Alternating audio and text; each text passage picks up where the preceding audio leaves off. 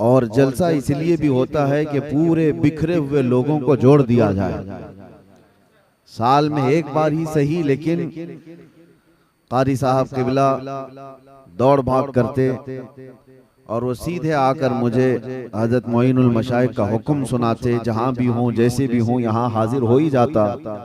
شاید یہ تیسرا سال ہے میری حاضری کا، اور ایک عجیب اتفاق ہے کہ میں اندر جانے سے پہلے بھی آخری بار آ کے گیا اور جا کے واپس آنے کے بعد پہلی بار بھی یہیں آیا.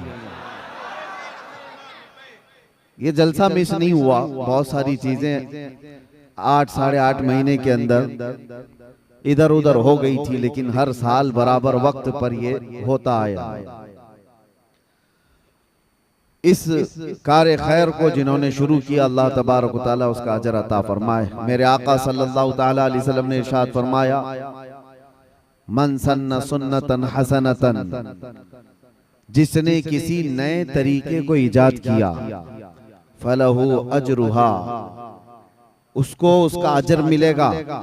کوئی بھی نیا اچھا کام شروع کیا ہے. وَأَجْرُ مَنْ عَمِلَ بِهَا، اور جس نے اس طریقے کو قائم رکھا، ان سب کے عمل کرنے کا بھی ثواب ایجاد کرنے والے کو ملے گا. شروع کرنے والے کو ان سب کے بھی عمل کا ثواب ملے گا. لیکن ساتھ میں میرے آقا صلی اللہ تعالیٰ علیہ وسلم نے یہ بھی فرمایا، وَمَنْ سَنَّ سُنَّةً سَيِّئَةً فَلَهُ وِزْرُهَا وَوِزْرُ مَنْ عَمِلَ بِهَا. لیکن کسی نے برا طریقہ ایجاد کیا، کوئی نیا برا طریقہ شروع کیا ہے، تو اس برا کرنے کا گناہ تو اس پر ہوگا ہی، لیکن اس کا دیکھا دیکھی جتنے لوگ وہ برا فالو کرتے رہیں گے، ان سب کے گناہوں کا بھی گناہ اس ایجاد کرنے والے کو دیا جاتا رہے گا. اس لیے یاد رکھو، زندگی میں اگر کبھی کوئی کام شروع کرنا ہو تو نیک کام شروع کر کے جاؤ، تاکہ اس کا دیکھ کر کے لوگ اور بھی وہ نیک کام کریں، اور ان سب کا عمل کا ثواب آپ کو بھی دیا جاتا رہے گا. لیکن اللہ کے نبی صلی اللہ تعالیٰ علیہ وسلم نے یہ بھی فرمایا، وَلَا يُنْقَصُ مِنْ أُجُورِهَا، عمل کرنے والوں کے اجر میں کوئی کمی نہیں ہوگی. ان کو تو ان کا دیا جائے گا، لیکن اتنا ہی شروع کرنے والے کو بھی دیا جائے گا. آج کے یہ جلسے کا جو اجر ہوگا وہ قاری صاحب قبلہ کی قبر میں ضرور پہنچایا جائے. شروعات انہوں نے کی ہے. دوسری بات یہ بھی میں عرض کروں میرے عزیزو، کہ جیسے کہ ابھی آپ سن رہے تھے کہ امامت اور نارمل چیز نہیں ہے. مسجد کی ہر قسم کے لوگوں کو امام جوڑ کر کے رکھتا ہے. مقتدی ایک فکر کے نہیں ہوتے. اس میں پٹھان بھی ہیں، سید بھی ہیں، شیخ بھی ہیں، اور پتہ نہیں کیسے کیسے سارے ہیں جو آپس میں ایک دوسرے کے رشتے بھی نہیں کرتے، لیکن وہ سب ایک صف میں کھڑے رہتے ہیں اور اس امام کی اقتداء میں. اور یہ اللہ تعالیٰ کا نظام ہے جو رب تبارک و تعالیٰ اس نظام کو قائم رکھا ہوا ہے. مجھے حیرت ہوتی ہے، قاری صاحب یہاں نہیں رہتے تھے، کرلا میں ان کا گھر تھا. تقریباً 12 سال وہ وہاں سے آ کر فجر کی نماز پڑھایا کرتے تھے. تقریباً جہاں تک مجھے علم ہے، سالوں تک کوئی صبح ٹرین کا سفر کر کے آئے اور فجر کی نماز پڑھائے. ایک بات یاد رکھو میرے عزیزو، یہ وہ لوگ ہیں جن کے متعلق فرمایا گیا، مسجد کا وہ ٹکڑا جس پر وہ نماز پڑھتے تھے، ان کی جدائی کے غم میں وہ رونے لگتا. جب کسی ایسے بندے کا انتقال ہوتا ہے جو مسجد کا پابند تھا، تو فرمایا گیا مسجد کا مصلی اس کے جانے پر رویا کرتا ہے. زندگی ہو تو ایسی کہ زمین کے ٹکڑے بھی روئیں، ایسی زندگی نہ ہو کہ زمین کا ٹکڑا کیا پوری دنیا بھی یہ نہ کہنے لگ جائے کہ دھرتی کا بوجھ چلا گیا. ایسی زندگی تو نہ گزارو. عیاش زندگی جس نے گزاری اس سے تو ہر کوئی پریشان ہے. ماں باپ، بھائی بہن، رشتہ دار، سارے لوگ پریشان، محلہ پریشان. اب میں آپ کے سامنے ایک بات یہ بھی بتا دوں، ہر ایک کو تو موت کا مزہ چکھنا ہے. آپ ہیں، ہم ہیں، سب تو اس دنیا سے جانے والے ہیں. لوگ جیتے ایسے ہیں جیسے ان کو جانا ہی نہیں ہے، لیکن یقین ایسا ہے، سب کو پتا ہے کہ دنیا کا بڑا سے بڑا بادشاہ بھی موت کے چنگل سے بچ نہیں سکتا. اور رب تعالیٰ نے قرآن میں فرمایا اینما تکونوا یدرککم الموت ولو کنتم فی بروج مشیدہ، تم جہاں کہیں بھی ہوگے موت تمہیں آ کر پکڑ لے گی، اگرچہ تم مضبوط قلعے میں کیوں نہ بیٹھ جاؤ. دنیا کا کوئی حکیم ایسا معجون نہیں تیار کیا جو موت سے بچا لے. سائنس اتنی ترقی کر کے بھی آج تک موت کی دوا نہیں بنا سکا، کوئی نہیں بنا سکتا قیامت تک. قرآن میں اللہ کا وعدہ ہے لِكُلِّ أُمَّةٍ أَجَلٌ، ہر جماعت کو یا ہر انسان کو موت آنی ہے. اذا جاء اجلهم فلا يستأخرون ساعة ولا يستقدمون، جب وہ اجل آ جائے، جب وہ وقت مقرر آ جائے تو اللہ تعالیٰ قرآن میں فرماتا ہے ایک سیکنڈ نہ پہلے آئے گی نہ بعد میں آئے گی. وہ وقت مقرر سب کا ہے. اچانک ہمارا بھی اعلان ہو جائے گا کہ دنیا سے چلے گئے، انتقال کر گئے، چند دنوں کے بعد پھر معمول پر سب لوگ آ جائیں گے، اور سب لوگ اپنے اپنے گھر بار میں اسی طرح. حضرت سفیان ثوری رضی اللہ تعالیٰ عنہ فرماتے ہیں لوگ جو ہے گھروں کو کہتے ہیں نا، قاری صاحب کے گھر والے، ظاہر سی بات ان کے بچے بھی ہوں گے. کتنی بڑی آفت آئی ان کے گھر پر، اچانک باپ چلا گیا اور بچے یتیم ہو گئے، گھر کیسے چلے گا، بچیوں کو کون دیکھے گا. گھر والوں کی سوچتے ہیں صحیح بات ہے، لیکن بزرگوں کا سوچنا کچھ اور ہی تھا. حضرت سفیان ثوری ایک جنازے میں تھے اور جنازہ جا رہا تھا. 8 سال کی بچی جنازے کے پیچھے تھی جس کے باپ کا انتقال ہوا تھا. وہ روئی جا رہی تھی ہمارے گھر پر کتنی بڑی مصیبت آئی، ہمارے باپ چلے گئے. حضرت سفیان ثوری نے اس بچی کو دیکھ کر جواب دیا بیٹی تمہارے گھر پر نہیں، جو تمہارے باپ پر موت والی جو مصیبت آئی ہے اس سے بڑھ کر کبھی کوئی آئی نہیں سکتی. موت یہ ایسی آزمائش اور ایسی مصیبت کہ اس سے بڑی کچھ نہیں. تم لوگوں کا کیا، گھر والوں کا، کل پھر کھڑے ہو جاؤ گے، 2 دن کھانا نہیں بنے گا، 3 دن نہیں بنے گا، پھر کھاؤ گے. موت انسان کے لیے سب سے بڑی مصائب کی، آزمائش کی ایک ایسی بادشاہ کا نام ہے جس کے متعلق حضرت سفیان ثوری فرماتے ہیں کہ اپنے باپ سے پوچھو کہ کتنی بڑی مصیبت آئی. موت اس کو ہلکے میں مت لو، آسانی پہ مت لو. اور جب دفن کر کے آ گئے دوسرے دن وہ قبرستان گئے تھے، حضرت سفیان قبرستان گئے ہیں اور وہی بچی قبر کے پاس بیٹھی رو رہی ہے اور کیا کہہ رہی تھی اپنے باپ سے کہ ابا جب آپ بیمار تھے تو بچھونے میں بچھا دیتی، اوڑھنے میں لا کے دیتی، آپ کو بھوک لگتی کھانے میں لاتی، دوائیاں میں پلاتی. کل کی رات کیسی گزری آپ کی؟ کون بستر پوچھا، کون اوڑھنا پوچھا، کون دوائیاں اور کون کھانے پوچھا. یہ اپنی بچی کے جذبات تھے جو اپنے باپ سے قبرستان میں قبر کے پاس بیٹھ کر کے وہ یوں مناجات کر رہی اپنے الفاظ سے. حضرت سفیان ثوری پیچھے سے سن رہے تھے. انہوں نے کہا بیٹی یہ پوچھ اپنے باپ سے، یہ مت پوچھ کہ بستر کون دیا، اوڑھنا کون دیا، دوائی کون دیا، کھانا کون دیا. یہ دنیا ختم ہو گئی. ان سے اب یہ پوچھ ہم نے جو کفن دیا تھا فرشتوں نے اسے باقی رکھا یا ختم کر دیا. یہ پوچھ ابھی کہ ہم نے نہلا کر کے بھیجا تھا، کہیں اس پر اللہ نے بچھو اور سانپ تو نہیں چھوڑ دی. ہم نے خوشبوئیں لگائی تھی، پیٹ کے پھٹنے کے بعد تعفن اور بدبوئیں تو نہیں پھیل گئی. یہ پوچھ اب مردے سے. میرے عزیزو، بعد کی جو منزلیں حضرت عثمان غنی رضی اللہ تعالیٰ عنہ خلفائے راشدین میں 3 نمبر پر، آپ جب قبرستان جاتے تھے اتنا روتے تھے کہ ان کی داڑھی سے آنسوں کے قطرے گرنے لگ جاتے تھے. آپ کے غلام وہ کہتے کہ حضرت عثمان غنی سے کہ جب بھی آپ قبرستان کے پاس آتے اتنا کیوں غم کرتے ہیں، اتنا کیوں روتے؟ وہ کہتے کہ یہی ایک منزل ہے جس سے بندہ نکل گیا تو سب میں نکل جائے گا. یہی وہ منزل ہے. قبر کو آج لوگوں نے ہلکے میں لیا ہے. اور ممبئی والوں کا کیا ہے، 6 مہینے کے بعد قبریں کھد جاتی ہیں. تمہیں تو اور بڑی عبرت کی بات ہے. دیکھو نکلنے کے بعد کیسی ہڈیاں وہاں نکلتی ہیں. وہ وقت کے بڑے بڑے طاقتور سورما لوگ ہیں، بڑے بڑے پیسے والے لوگ ہیں، جو بڑی بڑی گاڑیوں میں گھومنے والے لوگ ہیں، جن کے گھٹنے سے لے کر ٹخنے تک کی ہڈیاں قبروں میں بکھری ملتی ہیں. جب جب قبروں سے مٹیاں نکالی جاتی ہیں کیا آپ نہیں دیکھتے سوکھی کھوپڑیاں باہر آتی ہیں؟ وہ کس کی ہیں؟ وہ بھی اپنے وقت کے بڑے بڑے طاقتور لوگ تھے، عمدہ کپڑے پہننے والے لوگ، عمدہ گھروں میں رہنے والے لوگ، بہت بڑے بڑے محلات میں رہنے والے لوگ بھی تھے. ان کے جسم گلا دیے گئے.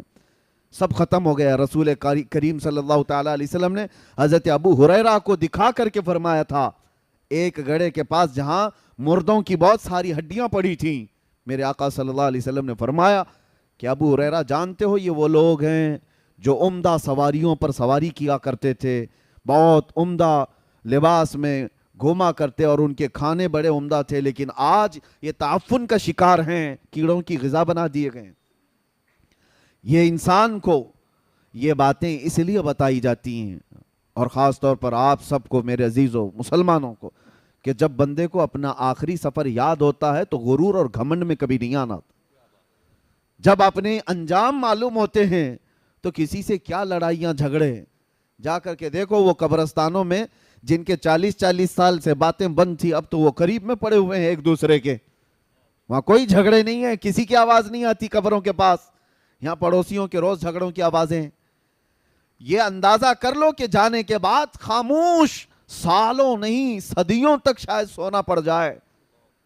تو یہاں پر ان گھروں میں جو حالات پیدا ہوئے ہیں ہمارے، حیرت کی بات ہے، ہم صفوں میں کھڑے ہوتے ہیں اور باہر جا کر ایک دوسرے کو سلام تک نہیں کرتے، ایک دوسرے کے مصافحے بھی ختم ہیں۔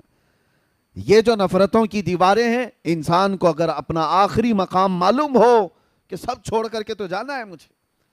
اور آپ کو بتاؤں، حضرت ابو ہریرہ رضی اللہ تعالیٰ عنہ فرماتے ہیں دنیا کی ایک ایسی چیز ہے جس کو ایکسپلین نہیں کیا جا سکتا، یعنی جنت بتائی جا سکتی ہے کیسی ہے، حدیثوں میں معلوم ہے، حضور صلی اللہ تعالیٰ علیہ وسلم دیکھ کر کے آئے تھے، بتائے میرے آقا نے، جہنم کے مناظر بتائے گئے ہیں کہ کیسے کیسے عذابات ہیں، بہت ساری چیزیں، قبروں کے حالات بھی بتا دیے گئے، لیکن حضرت ابو ہریرہ فرماتے ہیں ایک چیز ایسی ہے جس کو ایکسپلین نہیں کیا جا سکتا، وہ موت ہے۔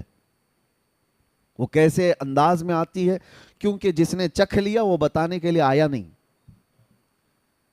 جس کو آئی موت وہ دوبارہ آ کر بتایا کبھی نہیں کہ کیسے آتی ہے، اور جو پہلے سے بتایا ہے وہ یا تو پھر بزرگوں کی باتوں کو بتائے گا، ہاں اللہ کے نبی صلی اللہ تعالیٰ علیہ وسلم نے جو بتایا ہے وہ ہمارے لیے یقینی ہے۔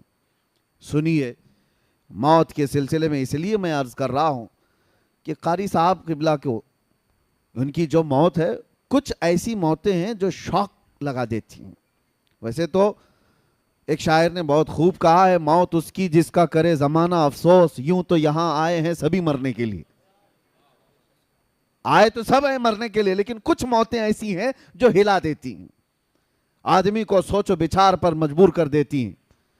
جوان بندہ ہٹا کٹا، ایک دن پہلے اسی مسجد سے وہ میرے پاس آئے تھے، ایک دن پہلے کی بات کر رہا ہوں، وکرولی پارک سائٹ آئے، کافی دیر تک بیٹھے رہے، گفتگو ہوتی رہی، اور انہوں نے کہا کہ حضرت مجھے اس سال رمضان میں مدینہ شریف جانا ہے۔ تو میں نے کہا قاری صاحب کیا تراویح نہیں پڑھا ہوگے؟ نہیں، اس سال ایسا ہے کہ برسوں بعد میں چھٹی لے رہا ہوں مسجد سے، ہماری ٹرسٹ نے دوسرے تراویح کے لیے، یعنی حافظ کے لیے دوسرے کا وہ انتظام کرنے کے لیے میں نے کہہ دیا ہے، انہوں نے خود مجھے ٹرسٹ نے کہا ہے کہ آپ جانا چاہیں رمضان مدینے میں گزار لیجئے۔ میں کہا بہت اچھی بات ہے۔ ہم حافظ لوگوں کا ایک بڑا مسئلہ یہ، میں خود 25 سال سے تراویح سنا رہا ہوں، الحمدللہ، اللہ تعالیٰ سلامت رکھے اور قائم رکھے۔ اور پچھلے سال، اس سے پہلے سال میں نے اندر بھی تراویح چھوڑی نہیں ہے، پوری تراویح پڑھائی ہے۔ حافظ جو ہے تراویح سے کمپرومائز نہیں کرتا ہے، اسی وجہ سے ہمیں رمضان میں وہاں جانے کا موقع نہیں ملتا، اور اگر کبھی ملتا ہے تو چھوٹی سی جماعت ہی صحیح، وہاں جا کر کے بھی رمضان میں تراویح پڑھانا حافظ کے لیے ضروری ہوتا ہے۔ وہ پورے سال کا اس کا ایسا نہیں ہے کہ وہ نذرانے کے لیے پڑھاتا ہے، بلکہ اس کی یادداشت اور اس کے حافظے کے برقرار رکھنے کے لیے بہت ضروری ہے۔ تو ان سے میں نے کہا، انہوں نے کہا کہ برسوں بعد مجھے موقع ملا ہے، میں جانا چاہتا ہوں۔ بہت اچھی بات ہے۔ پھر میرے ساتھ ہمارے وہ ادارے میں آئے، کچھ کام چل رہا تھا، کہا ہمارے پاس پی او پی والے ہیں، لڑکوں کو میں بھیج دیتا ہوں، اور یہ تمام باتیں ہوئی، نکل گئے، اور میں اجمیر شریف کے سفر پر میں پلین میں بیٹھا تھا، اسی وقت فون آیا کہ قاری صاحب کا انتقال ہو گیا۔ یقین نہیں ہوتا، یہ کچھ ایسی خبریں ہوتی ہیں۔ اس کے بعد پھر میرے عزیزو، یہ جو شاکنگ نیوز ہوتی ہے نا، اس طرح کی ہلا دینے والی، تب بندے کو بہت زیادہ سنبھل جانا چاہیے. جو رات کا کھانا ہمارے ساتھ کھایا ہو اور ناشتے کے وقت وہ قبر میں سویا ہو. یہ ہے دنیا بدل جاتی ہے, پوری دنیا بدل گئی. ایک شام پہلے جو مغرب پڑھایا ہو اور دوسری شام مغرب میں وہ قبرستان میں سویا ہو, پوری دنیا تبدیل ہو جاتی ہے. آج ہم یہاں بیٹھے ہیں, ہم میں سے کسی کو نہیں پتا فجر ملنے والی ہے نہیں. یہ موت کا معاملہ اللہ تبارک و تعالیٰ نے اس طرح اسی لیے رکھا ہے کہ بندہ غرور و تکبر میں فرعون نہ بنے. آج پتہ ہے آپ کو, پورے یہودی اور جو نئی نئی ایجادات کرتے ہیں ان کے پیچھے ان کا وقت ایک بہت بڑا, جو میری اسٹڈی کا میں آپ کو بتا رہا ہوں, ان کو کیا لینا دینا ہے پوری دنیا کو. یہ جو نیو ورلڈ آرڈر جو کرتے ہیں کہ پوری دنیا کو گلوبل ولیج بنانا ہے, ایک دنیا بنانا ہے. آپ کو پتہ ہے پورے گولڈ کو اپنے پاس رکھنا, اکنامک پوری طاقت کو اپنے پاس رکھنا, بینکنگ نظام کو اپنے پاس رکھنا, دنیا کی ساری حکومت کو اپنے پاس رکھنا, کیوں کر رہی ہے ایک چھوٹی جماعت؟ کیوں کرتی ہے ایک چھوٹی سی جماعت؟ آپ کو پتہ ہے سالوں پہلے نمرود کے زمانے میں ایسا ہوا تھا کہ یہی قوم نے پوری دنیا میں ایسی حکمرانی کی کہ نمرود کو یہ بات کسی نے بتائی کہ دنیا کی ہر طاقت تمہیں مل گئی ہے, کچھ بھی کر سکتے ہو تم. 1000 لوگوں سے وہ تنہا لڑ سکتا تھا نمرود, اور انسانوں پر تو ایسی حکومت تھی. لیکن اس سے مشورہ دینے والوں نے کہا ایک چیز تمہیں نہیں ملی ہے, وہ ہے موت و حیات پر کنٹرول. جب چاہے مرے کوئی, جب تک ہم چاہیں زندہ رہے, یہ چیز. تو اس نے کہا یہ کہاں ہے؟ کہا یہ خدا کے پاس. جیسے کہ نبیوں نے بتایا ہے, نبیوں پر ایمان نہیں تھا لیکن اتنا تھا کہ اللہ ہے, خدا ہے اور اس کے پاس یہ طاقت ہے. تو جانتے ہو آپ, اس نے ایک قلعہ بنایا, بہت بڑا برج, بہت اونچی عمارت بنائی اور پورے انسانوں کو جمع کیا. تو بہت بڑی فوج, اس لیے کہ خدا سے لڑنا ہے اور خدا سے لڑ کر کے اس کو گرا دیں گے اور پھر موت کا کنٹرول اپنے ہاتھ میں لیں گے. آپ سوچو, یہ بہت پہلے ہو چکا, بہت پہلے تاریخ میں. اور اس نے عمارت بھی بنائی اتنی بلند کہ آسمان تک لگنے جائے. اس زمانے میں اتنی تو بلند نہیں ہو سکتی تھی, لیکن بنائے اپنے خیالات کے اعتبار سے. اور انسانوں کو ایک زبان, ایک کرنسی, سب کچھ ایک کر دیا کہ لڑنے کا وقت آئے تو سارے انسان مل کر کے خدا سے لڑیں گے اور یہ پاور چھین لیں گے موت و حیات کا, اپنے حساب سے بانٹیں گے کون کتنے سال جینے والا ہے. ظالموں کو جب زیادہ طاقت ملتی ہے تو خدا بننے کا ایسا ہی غرور آتا ہے. اللہ تبارک و تعالیٰ سے لڑنے کا یہ فیصلہ کیا. یہ اسرائیلی روایات میں موجود ہے آج بھی کہ اللہ نے فرشتوں میں سے ایک فرشتے سے کہا کہ آؤ دیکھو کہ ہمارے ایک بندے نے ہم سے لڑائی کا منصوبہ بنایا ہے. ایک فرشتے کو بھیجا, جاؤ دیکھ آؤ. جبرائیل, میکائیل, اسرائیل, اسرافیل علیہ السلام, بڑے فرشتوں کے نہیں, ایک فرشتے کو. وہ فرشتہ زمین پر آیا اور صرف پر ہلایا تھا تو اس کی پوری عمارت دھس گئی. جتنی فوج تھی وہ سب کے سب موت کا شکار ہو گئی اور ایک دوسروں کی زبانوں کو مختلف کر دیا گیا. نہ اس کی زبان اسے پتا, نہ اس کی زبان اس کو پتا, سب زبانیں مختلف کر دی گئیں. لیکن ایک پلان تھا, ایک منصوبہ تھا. آج کے دور میں بھی, ترقیاتی دور میں, لوگوں کو یہ لگتا ہے یہ جو چھوٹی جماعت آج پوری دنیا کو کنٹرول کر رہی ہے, اس کو یہ تک یہاں تک جانا ہے کہ اسپیس میں جائیں, کہیں تو جائیں, ایک بار اپنی طاقت سے خدا کو زیر کر دیں اور موت کا پاور اپنے پاس لے لیں.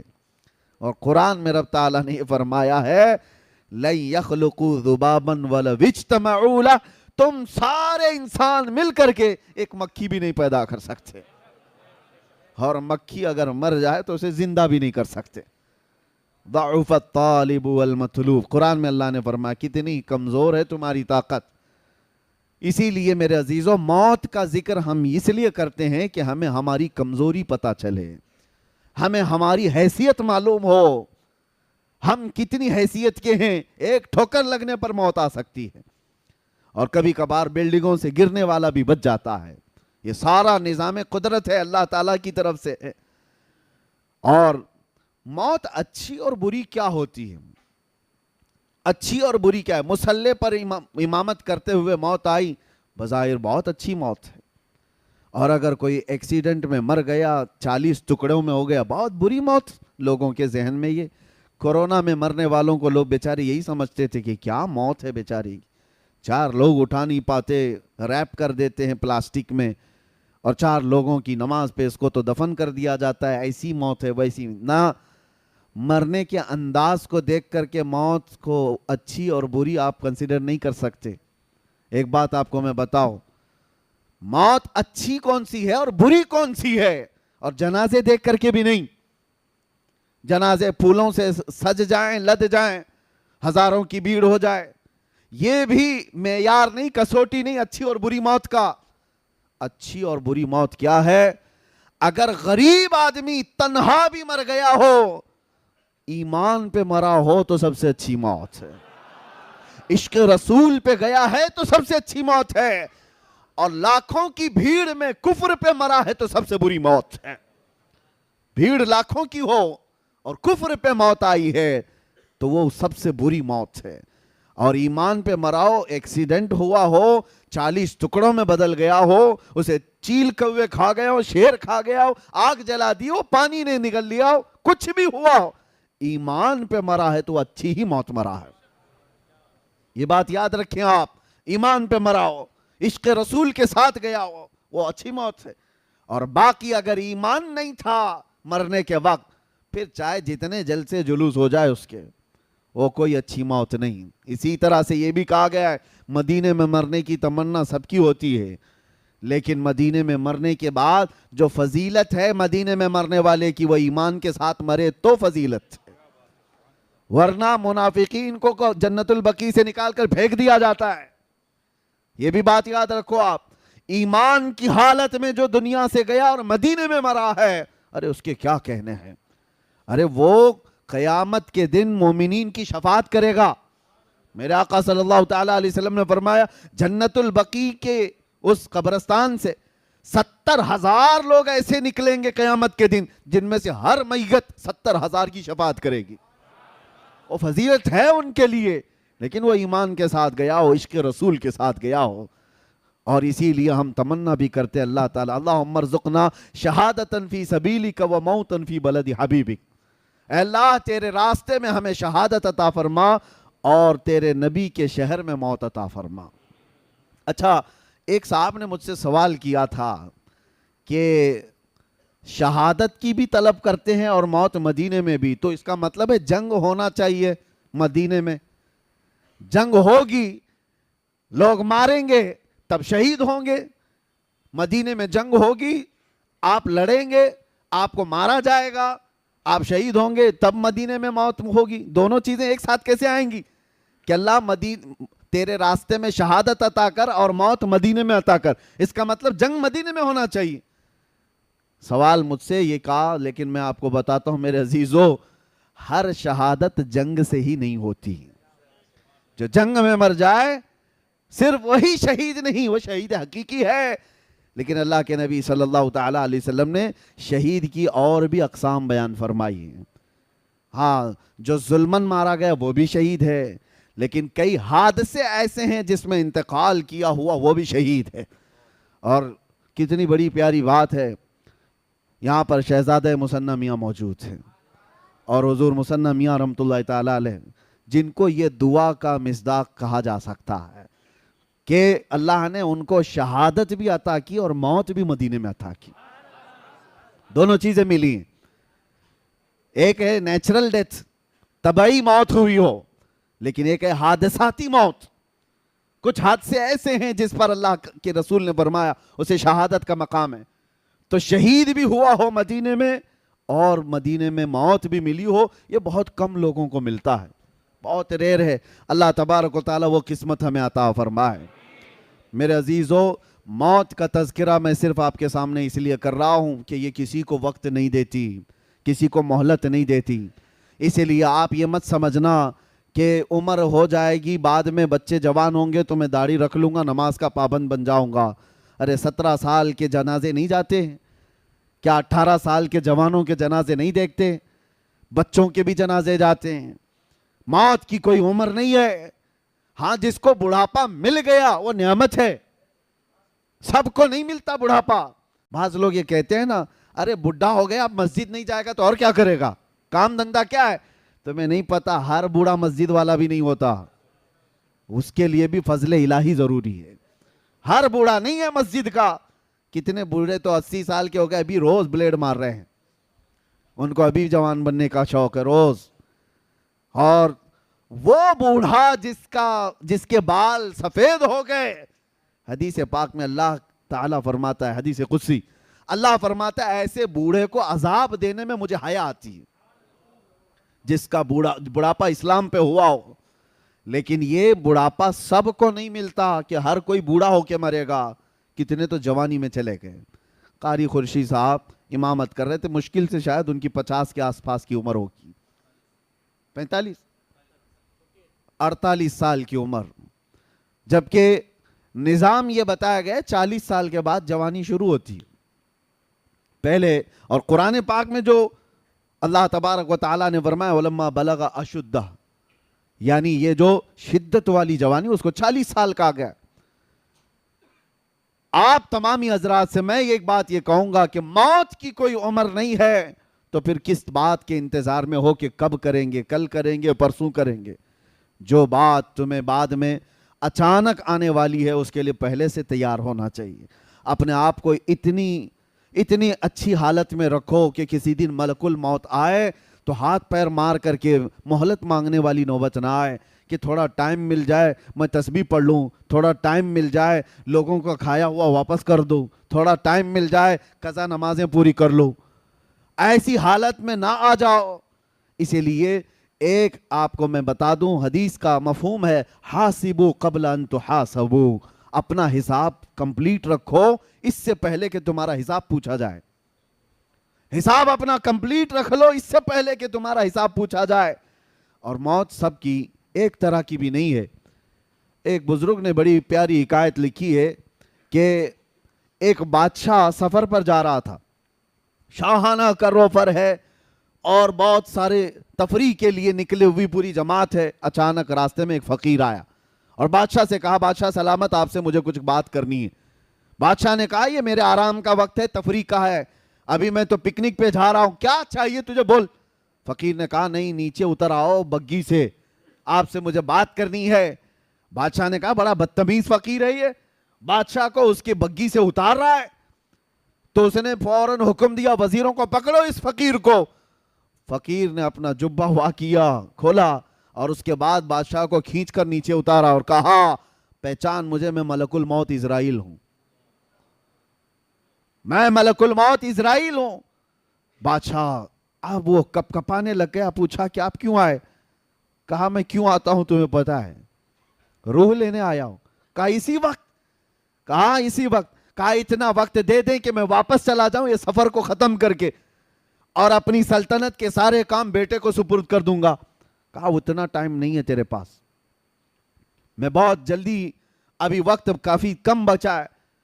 تو اس نے کہا اتنی مہلت دے دیجئے کہ بیوی سے بات کر لوں۔ کہا وہ بھی نہیں ہے۔ اس کو تھوڑی سی بھی مہلت نہیں دی گئی، اسی وقت اس کو گرا دیا گیا اور اس کی روح قبض کر لی گئی۔ جو شاہانہ کروفر کے ساتھ جا رہا تھا اس کو راستے میں اچانک ملک الموت نے روح نکال لی۔ تصویر کا ایک دوسرا رخ بھی ہے سیم۔ ایک عالم ربانی ہے پرہیزگار، وہ اپنے گھر سے جھولا لے کر سامان لینے کے لیے باہر جلدی جلدی جا رہے ہیں، عصر کا وقت ہو چکا ہے اور سامان خریدنے کے لیے جا رہے ہیں۔ راستے میں یہی فقیر آیا، کہا کہ حضور رک جائیے، تھوڑا کچھ بات کرنی ہے آپ سے مجھے۔ وہ عالم دین رک گئے اور کہا کیا بات ہے، جلدی جلدی بات کیجئے، مجھے گھر سے سودا لینے کے لیے، سامان لینے کے لیے جانا ہے اور گھر میں واپس پہنچا کر مسجد میں اذان ہو چکی ہے، جماعت سے نماز پڑھنی ہے، جلدی آپ بتائیے کیا بات ہے۔ فقیر نے کہا آپ نے نہیں پہچانا، میں ملک الموت اسرائیل ہوں۔ اس عالم ربانی نے جھولا پھینک دیا، جو سامان لانے کے لیے جا رہے تھے جھولا پھینک دیا اور کہا کہاں تھے آپ کے انتظار میں کتنی راتیں کٹ گئی، کہ آپ آئیں گے، روح نکالیں گے، میں رب سے ملاقات کروں گا۔ یہ دنیا میں جس کی روح اٹکی ہوئی ہے مال سے، وہ مہلت مانگتا رہتا ہے، اور جو رضا الہی کے لیے جیتا ہے وہ ملک الموت کا استقبال کرتا ہے۔ آپ کہاں تھے؟ تو اب یہاں منظر بدلا ہوا ہے۔ ملک الموت نے کہا اتنی جلدی بھی کیا ہے آپ کو، آپ جائیے سامان خرید لائیے اور اپنے بچوں کو سامان دے دیجئے، گھر والوں کو کچھ وصیت کرنی ہے وہ بھی کر لیجئے۔ اس عالم ربانی نے کہا آپ کو جس کام کے لیے اللہ نے بھیجا وہ کیجئے آپ۔ میرے بچوں کا مالک اللہ ہے، وہ مسبب الاسباب ہے، جس نے مجھے کھلایا وہ میرے بچوں کو بھی کھلائے گا، میرا یقین ہے، آپ اپنا کام کیجئے۔ ملک الموت وہاں مہلت نہیں دینا چاہتے، اور ادھر کہہ رہے ہیں کہ اور کچھ ہے تو آپ کر لیجئے کام۔ پھر اس عالم ربانی سے کہا کہ اور کوئی آپ کی خواہش ہے؟ اس عالم ربانی نے کہا اگر آپ اتنا وقت لے کر کے آئے ہیں پہلے سے، اتنی مہلت لے کر کے آئے ہیں پہلے سے، تو خواہش اتنی ہے، گھر نہیں جاؤں گا، اللہ کے گھر جاؤں گا، جس وقت نماز پڑھ رہا ہوں سجدے کے عالم میں جاؤں، آپ روح نکال لیجیے۔ کیسی خواہش تھی! اور اس عالم ربانی کے ساتھ ان کی خواہش کا خیال کیا گیا، وہ مسجد میں نماز کے لیے گئے اور سجدہ ریز ہوئے، ان کی روح قبض کر لی گئی۔ یہ سب کے ساتھ نہیں ہے کہ ہر کوئی چاہے تو اس کے ساتھ ہو جائے، ان لوگوں کے ساتھ ہے جو اللہ کی رضا کے لیے جیتے تھے، دنیا میں اس کی رضا کے لیے جیتے تھے، تو موت بھی اللہ تعالیٰ ان کی پسند کے حساب سے لیتا ہے۔ یہی تو بات ہے میرے عزیزو، موسیٰ علیہ السلام کی موت کے سلسلے میں جو حدیث ملتی ہے وہ یوں ہی نہیں ہے۔ یہاں پر ایک عقیدہ بھی بتا کر کے جاؤں، تمہارا اور ہمارا جو دنیا سے جانے کا منظر ہے وہ الگ ہے، نبیوں کا مقام الگ ہے۔ نبیوں کی روح قبض کرنے سے پہلے ملک الموت اجازت لیتے تھے، تمہارے گھر میں اجازت نہیں لی جائے گی، ہاں انبیاء سے اجازت لی جاتی، لیکن وہ موسیٰ علیہ السلام کی روح قبض کرنے کا منظر تو بہت الگ ہی ہے۔ ملک الموت آئے تھے اور ان سے پوچھا کہ اللہ کے نبی موسیٰ، آپ کی روح قبض کرنے کے لیے اللہ نے مجھے بھیجا ہے۔ انہوں نے ایک تماچا لگا دیا، اور کہا جاتا ہے کس نے؟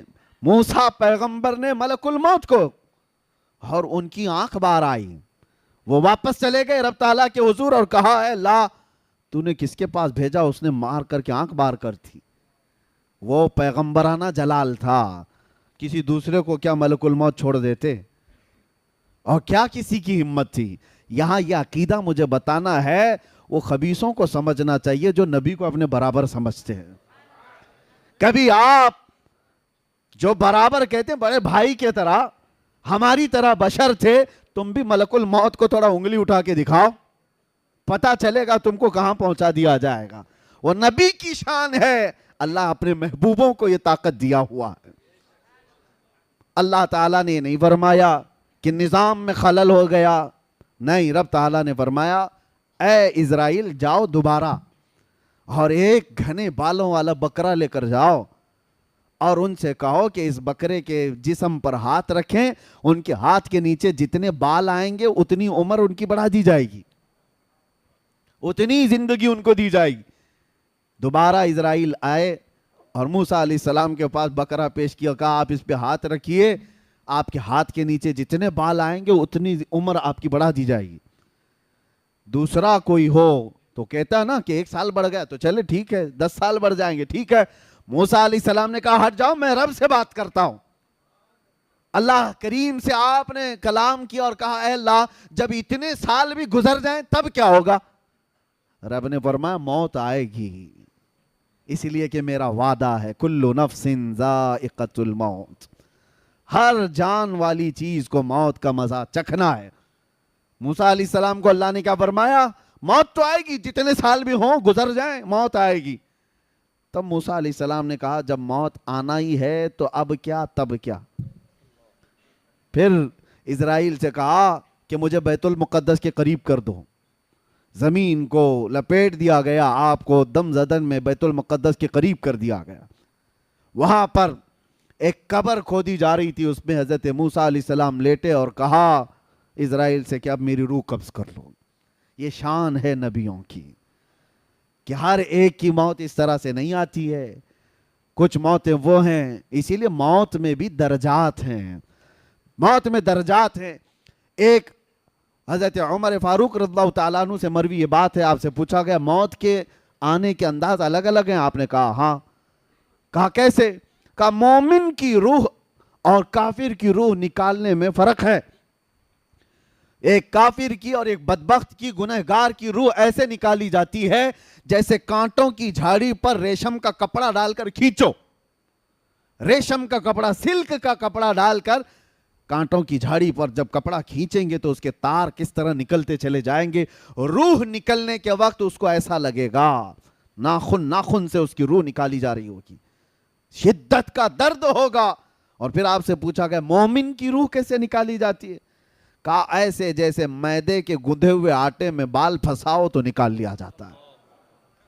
ایک بال گندھے ہوئے آٹے میں پھنسا ہو تو اس کو نکالنے میں کیا محسوس ہو، نہ بال کو پتہ چلے نہ آٹے کو پتہ چلے.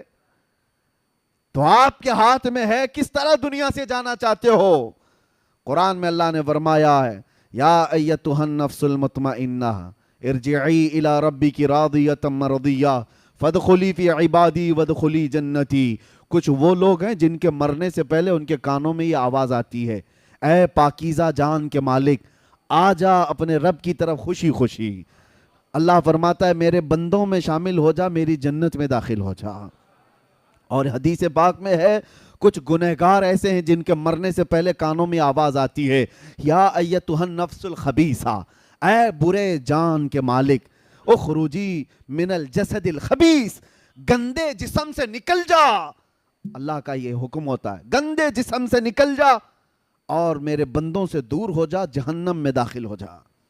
اور وہ اس آواز سے ہی تڑپ جاتا ہے، چہرہ بدل جاتا ہے، موت کے وقت جو ڈر طاری ہو جاتا ہے. عزیزان گرامی وقار، موت کے وقت جو حالات آتے ہیں، قرآن کہتا ہے کہ اگر تم دیکھ لو نا فرشتوں کو کہ فرشتے کیسے مارتے ہیں اور یضربون وجوہہم وادبارہم، ان کے پیچھے ان کی پیشانیوں پر مارتے ہیں روح نکالنے کے لیے. بہت شدت کا درد. اور کہا گیا سکرات کا وقت ایسا کہ مکھی بھی اگر اس کے جسم پر بیٹھے تو پہاڑ کی طرح لگتا ہے، اس کے لیے پانی کا ایک قطرہ ایک ندی کے برابر لگتا ہے. یہ موت کے انداز ہیں. میں گفتگو سمیٹتے ہوئے اب آپ کو بتاؤں میرے عزیزو، یہی بات امام اعظم ابو حنیفہ سے پوچھی گئی. اب یہ ہمارے ایمان کی بات کر رہا ہوں، توجہ، کیسے مرنا چاہتے ہو سن لو. امام اعظم ابو حنیفہ سے کسی نے سوال کیا کہ سنا ہے بدبخت اور گنہگار کی موت بڑے دردناک انداز سے آتی ہے اور ایک عاشق رسول کی موت بڑی خوشحالی کے ساتھ آتی ہے، وہ خوشی خوشی دنیا سے جاتا ہے. ایسا کیوں ہوتا ہے جبکہ روح نکالنے والا ایک ہی ہے، فرشتہ ایک ہی ہے؟ درد کیسے ہوتا ہے؟ روح ایک ہی ہے. آپ نے کیا کہا جانتے ہو؟ امام اعظم نے کہا جا سورہ یوسف پڑھ لے، تجھے سمجھ میں آ جائے گا. سورہ یوسف قرآن پاک کی سورہ 13ویں پارے میں حضرت امام اعظم ابو حنیفہ نے کہا جا یہ پڑھ لے. وہ پڑھ کر کے آیا، اس میں موت کا کہیں ذکر ہی نہیں ہے کہ کیسے کافر کی موت آتی ہے، کیسے مومن. ارے اس میں تو یوسف و زلیخا کے واقعات ہیں. وہ آ کر کے کہا اس میں مجھے کہیں کچھ ملا نہیں. کہا پھر سے پڑھ کر کے آ. پھر پڑھ کر کے آیا، کچھ نہیں ملا. موت کے نکلنے کا، یہ روح کے نکلنے کا کوئی منظر اس پہ نہیں ہے. امام اعظم نے پوچھا پھر کیا پڑھا تو نے؟ کہا اس میں تو اللہ تعالیٰ نے یوسف علیہ السلام کے بچپن سے لے کر کے ان کے وزارت عظمیٰ تک کے واقعات بھی بیان فرمائے. کہا اس میں زلیخا کا واقعہ تو پڑھا ہے؟ کہا کیا ہے واقعہ؟ اس نے کہا زلیخا یوسف علیہ السلام کے حسن پر فدا ہو گئی تھی، دیکھ کر کے فدا ہو گئی. شہر کی عورتوں نے ان کو تانا دینا شروع کیا زلیخا کو کہ ایک جوان لڑکے پر تو فدا ہو گئی، اس لیے کہ ان عورتوں نے یوسف کو دیکھا نہیں تھا، تانے مار رہی تھی. تو زلیخا نے کیا کیا؟ ایک دعوت کی ان سارے رئیس عورتوں کی اور گھر میں بلایا اور سب کے ہاتھوں میں ایک لیمو دیا اور ایک ہاتھ میں چاقو دیا اور کہا جب میں کہوں گی تب یہ لیمو کاٹنا. بڑی بڑی رئیس عورتیں بیٹھی تھی. اسی عالم میں یوسف علیہ السلام کو زلیخا اس حال میں بلاتی ہیں. یوسف علیہ السلام کا حسن ایسا تھا، جمال ایسا تھا کہ جو دیکھتا تھا وہ پلکیں جھپکانا بھول جاتا تھا.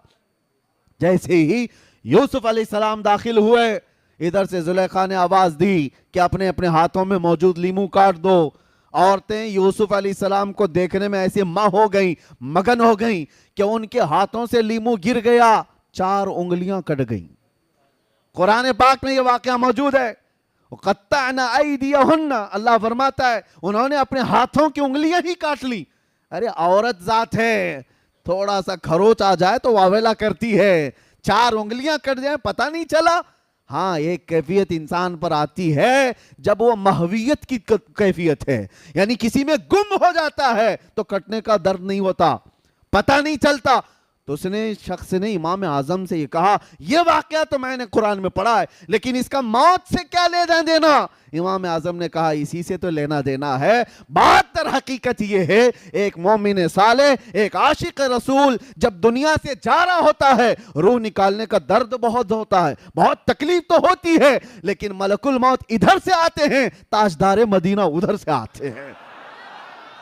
इधर से ये रूह निकाल रहे होते हैं, उधर वो जमाले मुस्तफा देख रहा होता है, वो हसीन चेहरा देख रहा होता है। अरे औरतों को यूसुफ का हुस्न देखते देखते उंगलियां कटने का दर्द नहीं हुआ, मोमिन सालेह को जमाले मुस्तफा देखकर रूह निकलने का भी एहसास नहीं होगा, पता ही नहीं चलेगा कि रूह कब निकली। इसी को तो आला हजरत ने फरमाया था, हुस्न यूसुफ पे कटी मिस्र में अंगुश्त जना। हाँ मेरे अजीजों, ये आला हजरत का कमाल तो देखो, 5 चीजें इस शेर में फरमाया आपने। हुस्न यूसुफ पे कटी मिस्र में अंगुश्ते जना, सर कटाते हैं तेरे नाम पे मर्दान अरब। क्या क्या आला हजरत फरमाते हैं, हुस्न यूसुफ पे, हुस्न पे कटी, हुस्न यूसुफ पे कटी, काटा नहीं है उन्होंने, वो कट गई है और बेखुदी में कटी है, जानबूझ के नहीं काटा, कटी मिस्र में, अरब में नहीं, मिस्र की औरतें हैं। अंगुश्त यानी उंगलियां और जना औरतें, और इसके बदले में दूसरा मिसरा देखो कमाल का, आला हज़रत कहते हैं वहां उंगलियां कटी थी और यहां सर हैं अरबों के, सहाबा के, ताबाइन के, और वहां हुस्न पे कटी थी, यहां तो सिर्फ नाम पे कटने को तैयार है। और वो कट गई थी बेखुदी में, मगर रसूलुल्लाह के दीवानों का हाल ये है कि कटाना भी चाहते हैं। ऐसे नहीं कि बेखुदी में कट गया सर, नहीं, जान करके कि ये कहने पर मेरा सर कट सकता है फिर भी कटाने को तैयार है। सर कटाते हैं तेरे हुस्न पे नहीं या रसूल अल्लाह, तेरे नाम पे। और मिस्र की औरतें नहीं, अरब के मर्द, अरब के बड़े शहसवार, या रसूल अल्लाह ये तेरी अजमत है कि वहां हुस्न यूसुफ पे औरतों की उंगलियां कट गई थी, यहां सिर्फ आपके नाम पर बड़े बड़े शहसवार अपना सर कटाने को तैयार हैं। बहरहाल खुलासे कलाम ये है, उस इश्क में जीते रहोगे तो दुनिया से जाना भी आसान होगा, बल्कि दुनिया में जीना भी आसान होगा, जीना भी आसान होगा, जाना भी आसान होगा इंशाअल्लाह। लेकिन उस नबी पाक सल्लल्लाहु ताला अलैहि वसल्लम से रूगर्दानी करोगे तो आला हजरत का एक शेर ये भी है, नहीं और कोई मफर मकर, बखुदा खुदा का यही है दर, नहीं और कोई मफर मकर। ये अरबी के लफ्ज हैं, आपको समझाता हूं। कसम खुदा की, आला हजरत कहते हैं कसम खुदा की, अल्लाह का कोई दर है तो रसूलुल्लाह का घर है, अल्लाह का कोई दर है तो रसूलुल्लाह का घर है, यही है बखुदा खुदा का यही है दर। अब जो आगे है ना, नहीं और कोई मफर मकर, मफर कहते हैं भागने की जगह, मकर कहते हैं ठहरने की जगह। हुजूर को छोड़े तो न भागने की जगह है न ठहरने की जगह है। हाँ, हमने उन दरिंदों को भी देखा है जो हुजूर पर भोंकते थे, आज देखो कहां है, मुंह छुपा करके पूरी जिंदगी जीना पड़ता है। जो भी गुस्ताखियां करता है उसके बाद उसको रूपोशी में जिंदगी गुजारनी पड़ती है, वजह उसको भी पता है। हम यहां से धमकी नहीं दे रहे, लेकिन ये कुदरती तौर पर है, वो यहां नहीं पूरी दुनिया में करता खुद है फेम के लिए, और फिर बाद में पूरी जिंदगी डर डर के जीता है। वो 4 लोगों के सामने भी जीना मुश्किल रहता है गुस्ताखी करने वालों का, तो कैसी जिंदगी है। और अल्हम्दुलिल्लाह जो मोहब्बत मुस्तफ़ा की बात करते हैं, हम हजारों में तन्हा भी घूम सकते हैं, तन्हा जा सकते हैं, गुस्ताखी करने के बाद भागने की भी जगह नहीं, ठहरने की भी जगह नहीं।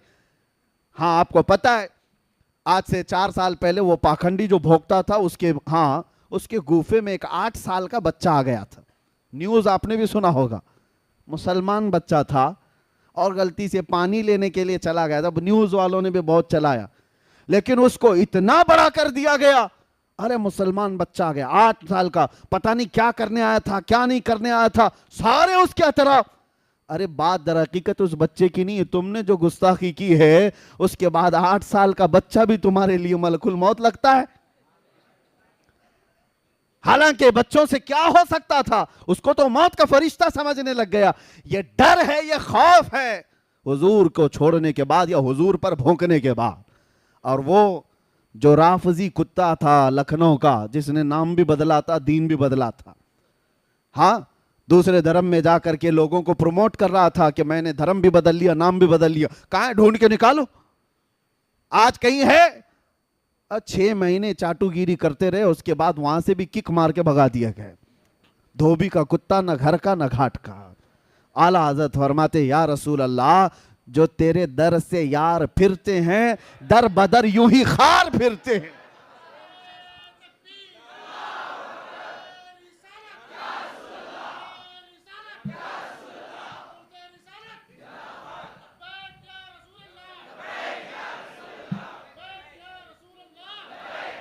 یا رسول اللہ, جو تیرے در سے یار پھرتے ہیں در بدر یوں ہی خار پھرتے ہیں.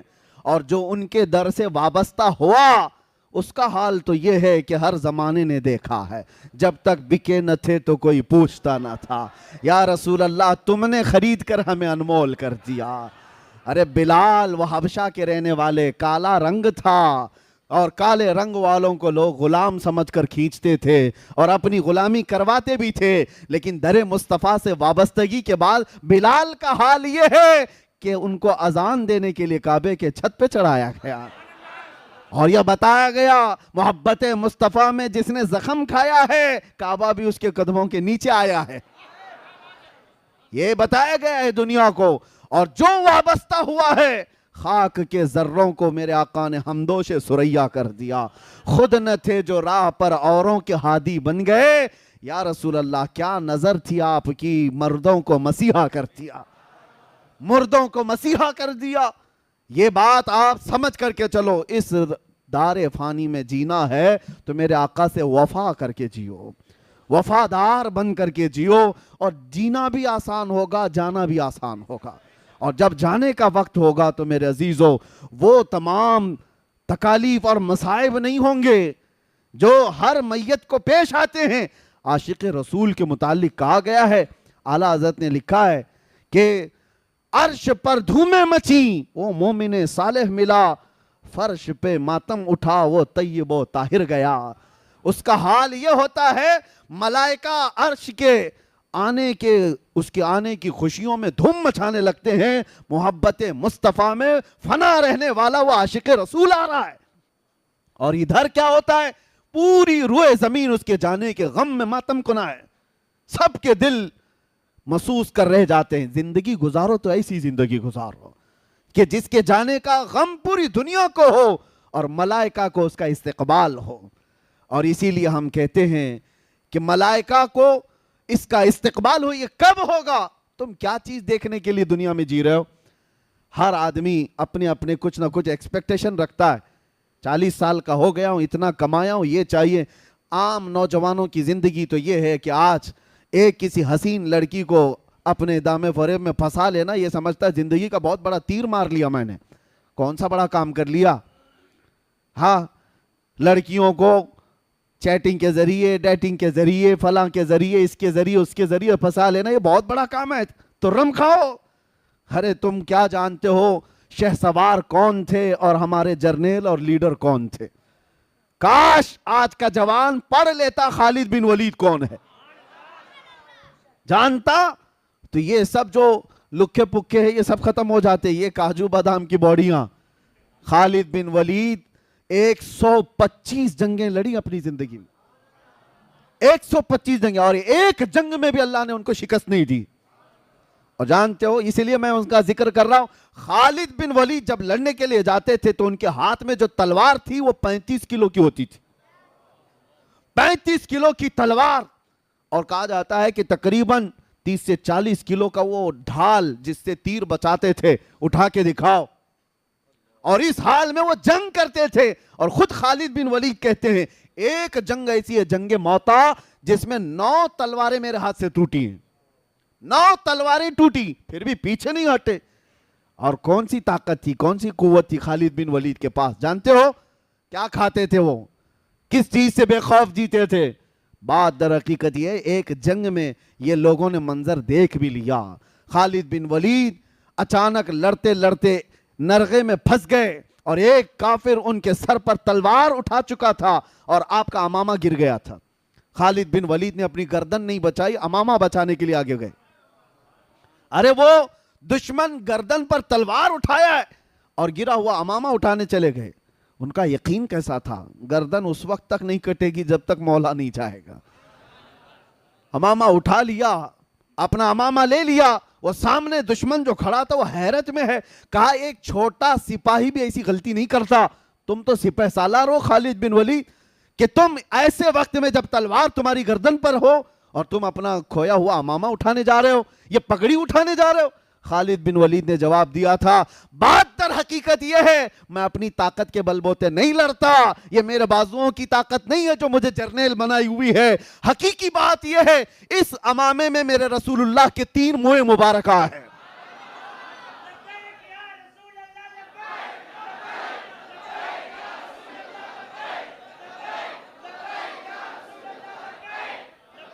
توجہ، خالد بن ولید کہتے ہیں اس امامے میں رسول اللہ کے 3 موئے مبارکہ ہیں اور میرا یقین یہ ہے یہی برکت ہے جو مجھے ہر میدان میں فتح یاب کرتی ہے۔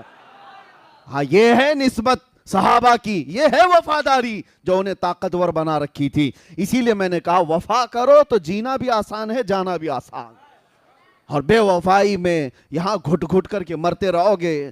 اسی لیے میرے عزیزو آخری بات یہ ہے، اعلیٰ حضرت نے فرمایا زیادہ دیر انتظار مت کرو، اپنے آپ کو بدلنے، اپنے آپ کو توبہ کر کے صحیح راستے پر لانے کے لیے زیادہ دیر تک انتظار نہ کرو، آج لے ان کی پناہ، آج مدد مانگ ان سے، کل نہیں، آج لے ان کی پناہ، آج مدد مانگ ان سے، کل نہ مانیں گے قیامت میں اگر مان گیا۔ وہاں تو سب مانیں گے بڑے بڑے لوگ دیکھ کر کے، آج ہی مان لو میرے آقا کو۔ اب میں آپ سے ایک سوال پوچھتا ہوں، مجھے دل پہ ہاتھ رکھ کر کے بتاؤ، کائنات میں سب سے حسین چہرہ میرے آقا کا تھا یا نہیں؟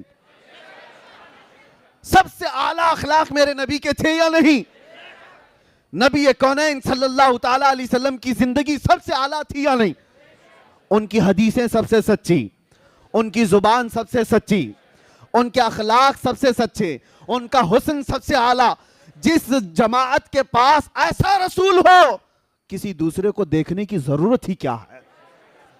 تم ایرے غیرے نتھو کھیرے کے فین بنتے کیوں ہو؟ حیرت ہوتی ہے جب کبھی کوئی کہتا ہے کہ میں فلاں کا فین ہوں، اس کا فین ہوں۔ جھوٹے ہو آپ، تمامی حضرات جھوٹوں کے فین بنتے ہو، جبکہ تمہیں اللہ تعالیٰ نے بھیجا ہے یہاں پر تمہارے نبی کے لیے، اس کے نہیں بننا، اپنے نبی کے وفادار۔ ہمیں اس کائنات میں جینے کے لیے اللہ تعالیٰ نے بھیجا ہے، زندگی یہ نہیں کسی کے لیے، زندگی ہے نبی کی، زندگی ہے نبی کی، اور نہ سمجھ مرتے ہیں زندگی کے لیے، جینا مرنا ہے سب کچھ۔ ہاں، اتنی بات یاد رکھو، جب ایسی زندگی گزارو گے نا، طلب کیا ہونی چاہیے؟ کیا تمہارے اسکرین پر ننگی تصویریں دیکھ کر رات گزارنے کی؟ کیا تم بے حیائیوں میں اپنے تنہائیاں گزارنے کی طلب رکھو گے؟ چھوڑ دو ان تمام چیزوں کو، اللہ دیکھ رہا ہے تمہاری تنہائیوں کو بھی، اور ان قریب موت آنے والی ہے، ان قریب آنے والی ہے۔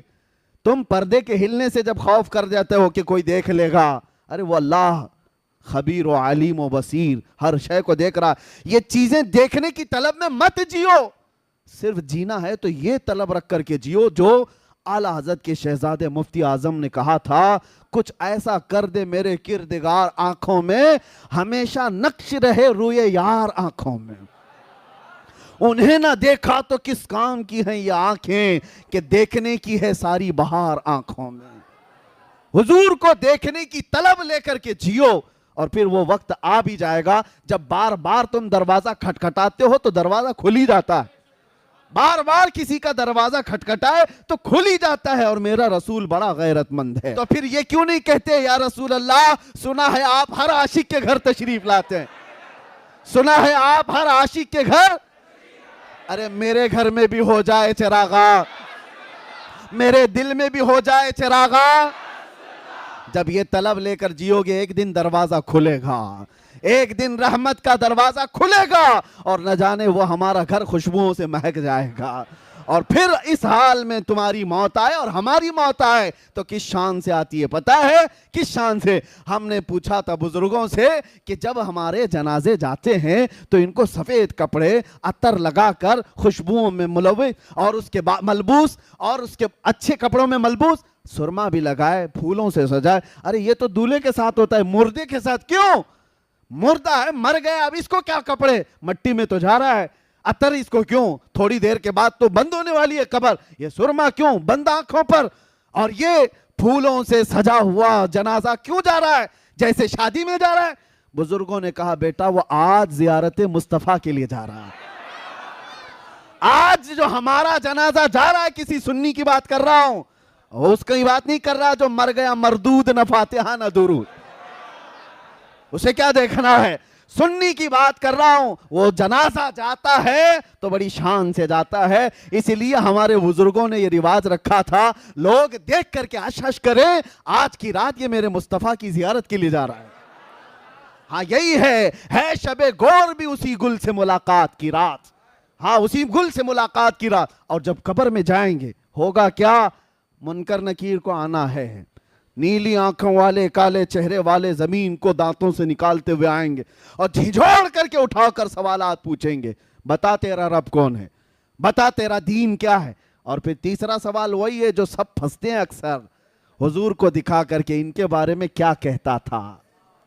بات یہی ہے, بہت سارے تو جواب دے دیں گے میرا رب اللہ ہے, میرا دین اسلام ہے, لیکن فرشتے سوال میں وہاں پر چینجنگ کر دیتے ہیں. آپ کو پتا ہے فرشتے پہلے 2 سوال میں پوچھتے ہیں تیرا رب کون ہے, تو کیا جواب ہوگا, میرا رب. سوال پر توجہ رکھو, لفظ پر, کون ہے. وہ یہ نہیں پوچھ رہے کون تھا, یہ پوچھتے ہیں کون ہے. اور دوسرا سوال بھی فرشتے کہتے ہیں تیرا دین کیا ہے. فرشتے یہ نہیں پوچھتے تیرا دین کیا تھا, کیا پوچھتے ہیں تیرا دین کیا ہے, وہ کہتا ہے اسلام. لیکن تیسرے سوال میں فرشتے چینج کر جاتے ہیں, ما کنت تقول فی حق هذا الرجل. حضور کو دکھا کر کہتے ہیں یہ کون ہے, نہیں پوچھتے ہیں ان کے بارے میں کیا کہتا تھا. ہاں یہ اب بھی کیا کہہ رہا وہ نہیں, پہلے کیا تھا, اپوزیشن میں تھا کہ ادھر تھا. ان کو دکھا کر کے حضور کو فرشتے کہتے ہیں ما کنت تقول, کیا کہتا تھا حضور کے بارے میں. ہاں تو وہ پھر حضور کو جو کہتا تھا اسے کہنا پڑے گا.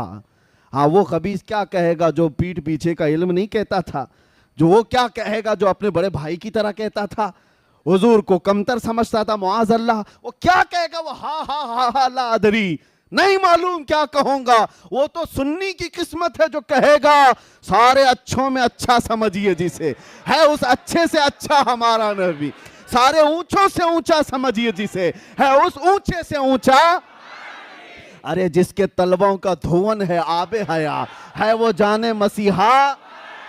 ہم تو نبی کو کیا کہتے تھے, قبر میں جھوم کر کہیں گے سرور کہوں کہ مالک و مولا کہوں تجھے, باغ خلیل کا گل صیبہ کہوں تجھے, اللہ رے تیرے جسم منور کی تابشیں, اے جانے جام میں جانے تجلی کہوں تجھے, تیرے تو وصف عیب تناہی سے ہیں بری, حیران ہوں میرے شاہ میں کیا کیا کہوں تجھے. لیکن رضا نے ختم سخن اس پہ کر دیا, ارے خالق کا بندہ خلق کا آقا کہوں تجھے.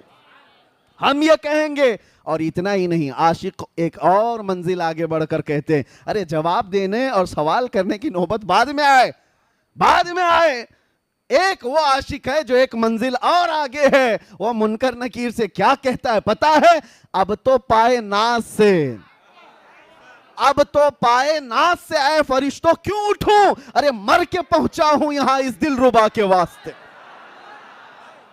اس دل ربا کے واسطے مجھے آنے کے لیے, انہیں دیکھنے کے لیے مرنا پڑا ہے. تم سوال جواب پہ لگے ہو, ان کے لیے تو مرا ہوں. اسی لیے بس اب گفتگو ختم کرتے ہیں. ہماری کل کائنات, ہمارا کل سرمایہ, ہماری زندگی, ہمارا متاع حیات, سب کچھ جان مصطفیٰ ہے.